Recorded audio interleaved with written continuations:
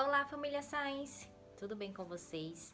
Faz um tempinho que eu não apareço por aqui pra gente bater aquele papo sobre ciência, né? O tema de hoje, ele é um tanto curioso, podemos se dizer assim. Não sei se vocês já se perguntaram ou já sabem alguma coisa sobre a fisiologia do nosso cabelo. Isso mesmo, né? Eu vou trazer um pouquinho para vocês hoje esse entendimento de como é que nascem os nossos cabelos, como é que eles sofrem alterações mediante alguns tratamentos químicos, mais especificamente a quimioterapia, né? Que quando a gente passa por um tratamento, né? Pelo câncer. E aí, por que que o cabelo, ele cai? O que é que acontece, né? Por que que o cabelo, ele sofre algumas alterações no período gestacional, né? Durante a gravidez. Então, essa vai ser a nossa conversa de hoje.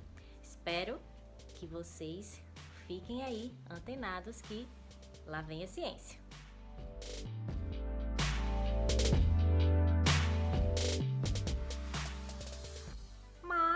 Como é de costume, aqui na Science Friendly, antes de entrarmos literalmente na explicação das alterações que os cabelos sofrem mediante, né, quimioterapia ou períodos gestacionais, enfim, vamos entender primeiro como é que o cabelo ele cresce, quais são as fases do cabelo, onde ele está localizado, quem constitui esse cabelo. Vamos lá?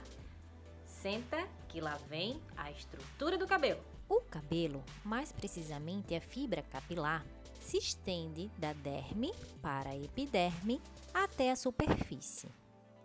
As estruturas do cabelo são formadas por processos de diferenciação celular, ou seja, estas transformações ocorrem a nível celular, que são as unidades formadoras da fibra capilar, mediante um processo de circulação proveniente de veias e artérias que nutrem essas células, que dão origem, por conseguinte, ao pelo.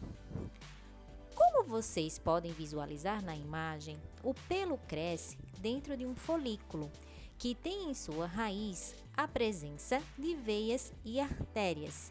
E é justamente através dessa irrigação que ocorre a absorção dos elementos, que denominamos nutrientes, que o cabelo necessita para crescer.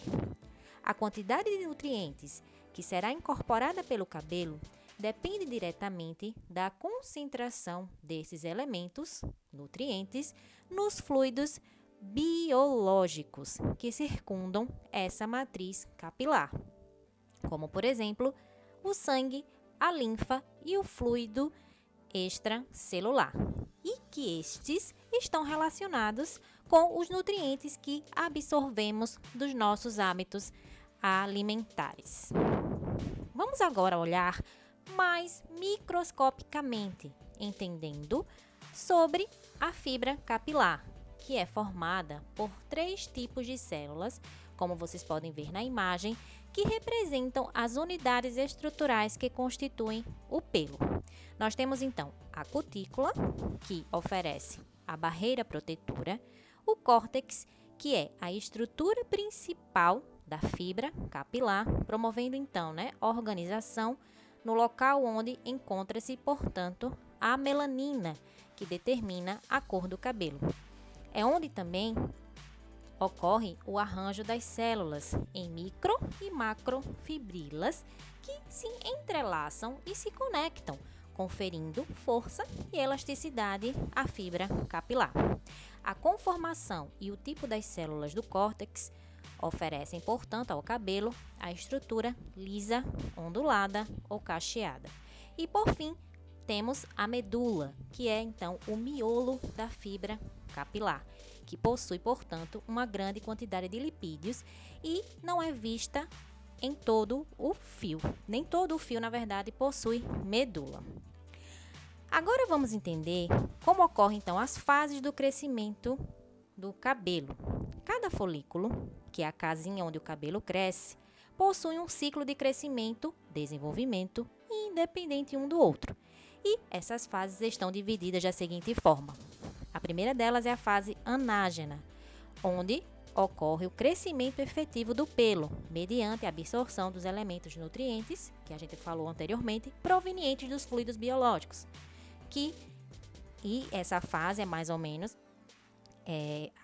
apresentada em 85% dos pelos que estão nessa fase. E ela dura em média de 2 a 3 anos. Já a fase catágena é quando o cabelo ele para de crescer, ou seja, quando o fluxo de nutrientes cessa e o cabelo, portanto, morre por não mais receber os nutrientes. E cerca de 1% dos nossos cabelos, em condições normais, estão nessa fase, que dura cerca de 2 a 3 semanas. E, por fim, a fase telógena, que é quando o cabelo ele cai de fato, por estar sendo empurrado por um novo fio em crescimento. E essa fase dura cerca de 3 a 4 meses.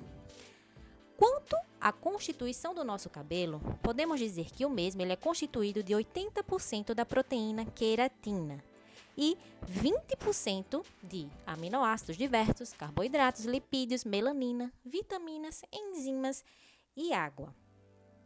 Podemos dizer também que ligações de sulfeto, ou seja, entre moléculas de enxofre presentes na proteína queratina, são responsáveis, portanto, por dar as características físicas e químicas do cabelo. Por exemplo, a forma do cabelo, a estabilidade, a sua textura, presença ou não de ondulações, que seria o cabelo cacheado ou o cabelo liso. Importante frisarmos aqui que a composição dos aminoácidos do cabelo não se altera significativamente entre as diferentes etnias. O que muda, na verdade, é a concentração desses aminoácidos e onde eles vão estar localizados na fibra capilar. E, por fim, os cabelos de orientais possuem o aminoácido cistina, localizados nos microfilamentos.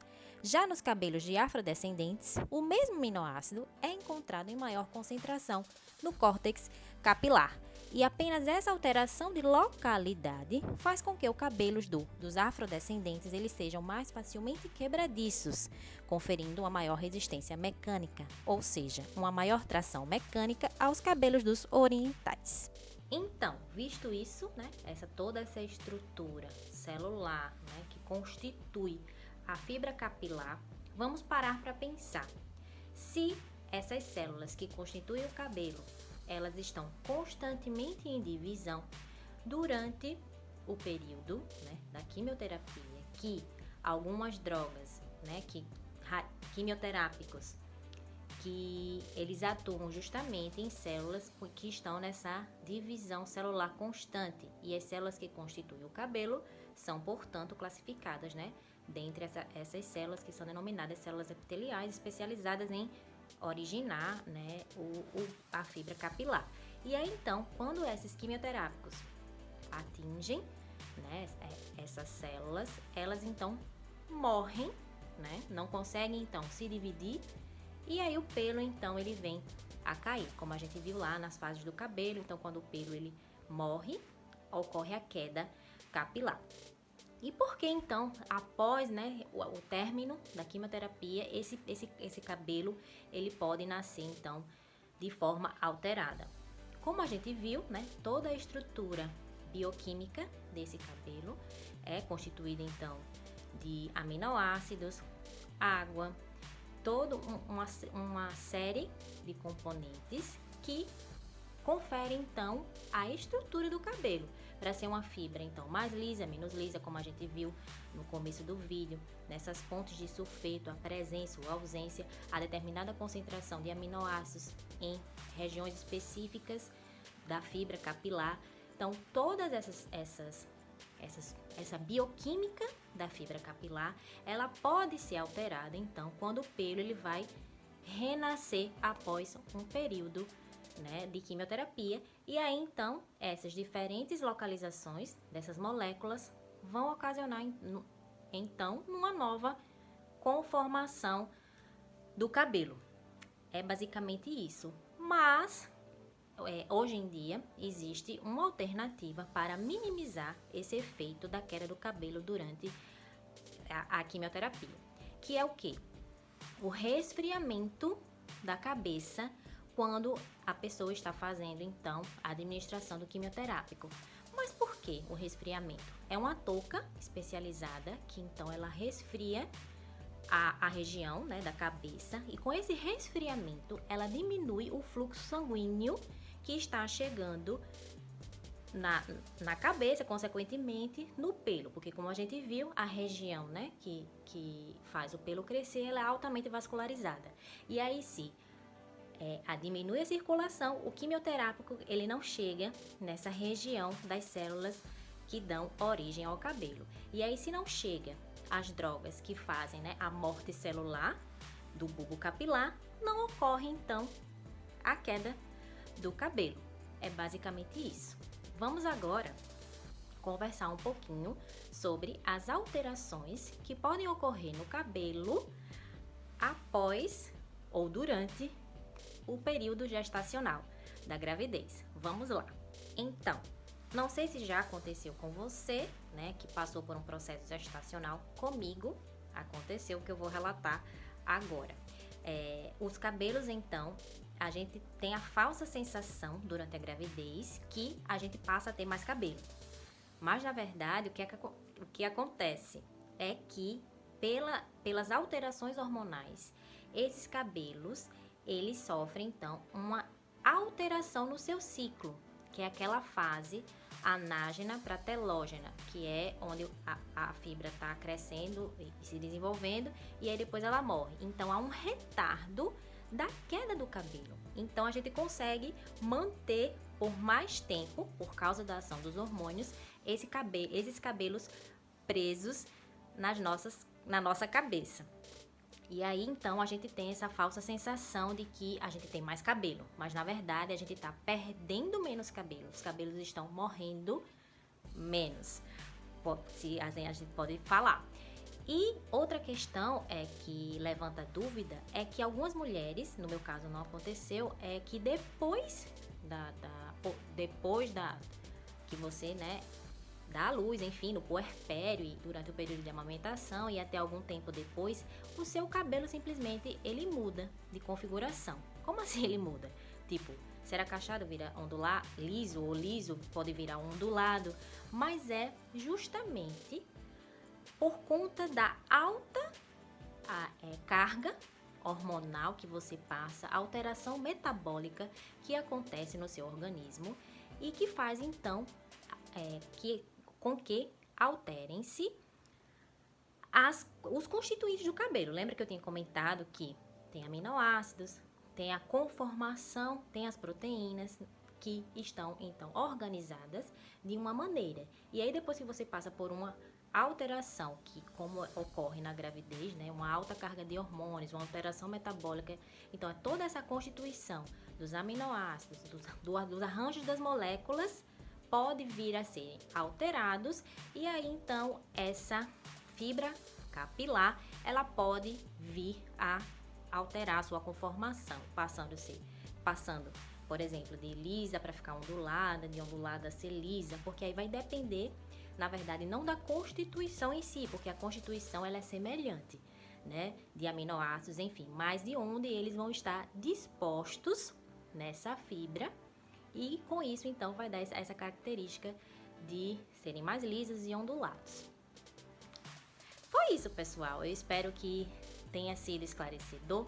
Se tiverem alguma dúvida, sugestões de tema, perguntas, deixem aqui abaixo nos comentários que teremos o maior prazer de esclarecer as dúvidas de vocês. E lembre-se, se você não é inscrito no canal, apoia a nossa proposta, se inscreve aqui, né? Dá o joinha pra gente e nos vemos numa próxima oportunidade, num próximo vídeo. Se gostou, né, não nos conhece, a gente também está no Instagram, no Facebook, no TikTok e também aqui no YouTube. Espero que continuem nos acompanhando, apoiando, né, a proposta Science Friendly de trazer ciência e saúde para vocês. É isso, um beijo e até o próximo vídeo.